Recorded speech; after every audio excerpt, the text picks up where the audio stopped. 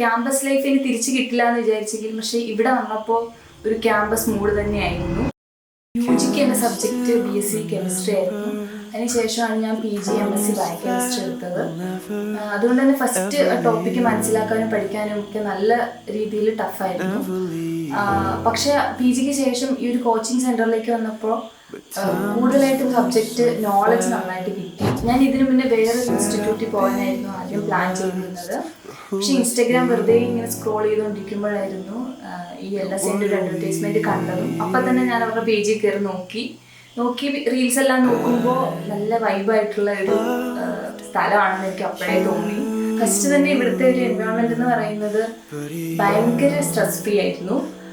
ഇവിടെയുള്ള സാറുമാരാണെങ്കിലും ദീപക് സാറും കിരൺ സാറും വിനീഷ് സാറും ഒക്കെ ഭയങ്കര എന്താ പറയുക, നമുക്കൊരു സാറുമാരാന്നുള്ളൊരു ഫീലൊന്നും അല്ല, തീർത്തും ഒരു ഫ്രണ്ട്സ് പോലെയായിരുന്നു, എന്തും പറയാം.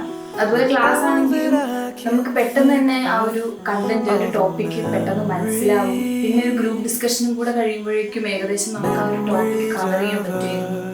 ഒരു ഇന്റർവ്യൂവിനൊക്കെ പങ്കെടുക്കാൻ എന്ന് പറയുമ്പോൾ ആദ്യം ഭയങ്കര ടെൻഷനായിരുന്നു. എന്ത് പറയും, ക്വസ്റ്റ്യൻ ചോദിക്കുമ്പോൾ എങ്ങനെയായിരിക്കും ചോദിക്കുക, എങ്ങനെയായിരിക്കും നേരിടുക, സബ്ജക്ട് നോളജ് അത്ര ഇല്ല, അങ്ങനെ തന്നെയായിരുന്നു.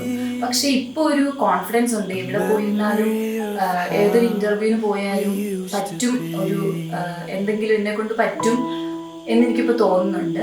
ക്യാമ്പസ് ലൈഫ് ഇനി തിരിച്ചു കിട്ടില്ല എന്ന് വിചാരിച്ചെങ്കിലും പക്ഷേ ഇവിടെ വന്നപ്പോൾ ഒരു ക്യാമ്പസ് മൂഡ് തന്നെയായിരുന്നു. ഫ്രണ്ട്സും ടീച്ചേഴ്സും എല്ലാം ഭയങ്കര അടിപൊളിയായിരുന്നു.